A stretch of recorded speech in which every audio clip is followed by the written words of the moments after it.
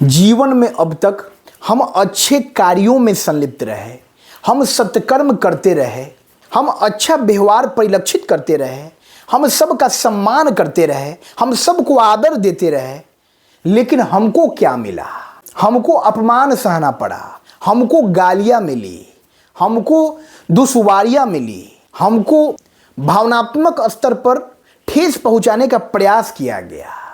हम जितने अच्छे बनकर रहे, दूसरे हमारे साथ उतना ही बुरा व्यवहार किए।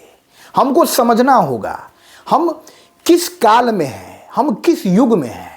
हम कलयुग में हैं और ये कलयुग का ही प्रभाव है। कहा गया है कि इस युग में हंस चुनेगा दाना पानी, कौवा मोती खाएगा। यानी जितने भी दुष्टात्मा हैं, जितने भी गलत व्यक्तित्व के स्वामी हैं, वो सब फलते फूलते रहेंगे और जितने भी अच्छे लोग हैं, जितने भी सदाचारी हैं, सज्जन प्रवृत्ति के लोग हैं, वो कष्ट झेलेंगे।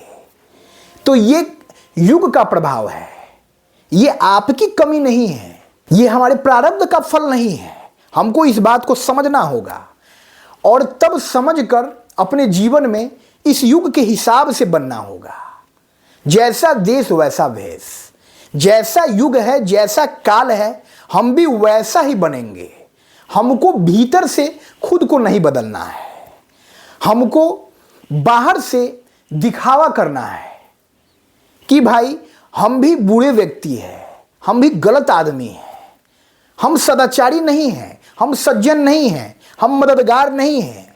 लेकिन छुप कर हमको जीवन में अच्छे काम भी करते रहना है। यानी जो हमारा आंतरिक व्यक्तित्व है वो बदलेगा नहीं और वो हम चाहेंगे तब भी नहीं बदलेगा।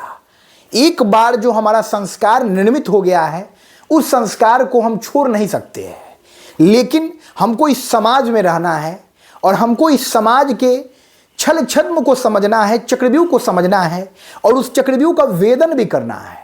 इसलिए हमको बुरा बन जाना है, क्योंकि इस दुनिया में किसी के सामने अच्छा बनकर, किसी के सामने अच्छा बनने से हमको कुछ बहुत बड़ा नहीं मिल जाने वाला है। हमको जिसके सामने अच्छा बनना है, उसके सामने तो हम हमेशा अच्छे रहेंगे, हमेशा अच्छे कर्म करेंगे और वो ईश्वर हमारी अच्छाई को परखने में सामर्थ्यवान है। तो इसलिए जीवन में बुरे बन जाइए, खलनायक बन जाइए, विलन बन जाइए, ताकि लोग आपसे दूरी बनाएं। लोग जितनी ज़्यादा आपसे नज़दीकियाँ बढ़ाएंगे, उतना ज़्यादा आपको परेशानी झेलना पड़ेगा। इस जीवन का ये फलसफा है कि लोग आपसे जितनी ज़्यादा नज़दीकियाँ बनाएंगे, आपको उतना ज़्यादा ही दबाव तनाव झेलना पड़ेगा। जबकि ये मतलब की दुनिया है, सभी लोग मतलबी है। तो लोग यदि आपसे नज़दीकी बना रहे हैं तो कहीं ना कहीं उनका कोई स्वार्थ है, उनका कोई मतलब है और उस मतलब के वशीभूत वो आपसे अपना काम निकलवाना चाहते हैं। तो जब हम बूढ़े बन जाएंगे, जब हम नकारे बन जाएंगे, जब हम अकर्मण्य बन जाएंगे, जब हम किसी काम के लायक नहीं दिखेंगे, तो लोग, ये मतलबी दुनिया हमारे आसपास नहीं फटकेगी। और जब लोग हमारे आसपास नहीं फटकेंगे, जब लोगों को हमसे मतलब नहीं होगा, तो हम शांतचित्त सुकून भरा जीवन जी पाएंगे। और जब लोगों को हमसे मतलब नहीं होगा, तो हम खुद से मतलब रख पाने में सक्षम होंगे। और जब हम खुद से मतलब रखेंगे, तो हम अपने आंतरिक स्तर पर कार्य करेंगे, अपने आंतरिक व्यक्तित्व को और भी विशालता प्रदान करेंगे, हमारी जो कमियां हैं उनको दूर करेंगे, हमारी जो खूबियां हैं उसको और निखारेंगे। लेकिन बाह्य जगत में जो ये मिथ्या भ्रम है, जो माया लोक है, उसमें हमको मुखौटा लगा कर रहना है। क्योंकि पूरी दुनिया जो है मुखौटों में है, हर व्यक्ति के 2-3-4 चेहरे हैं।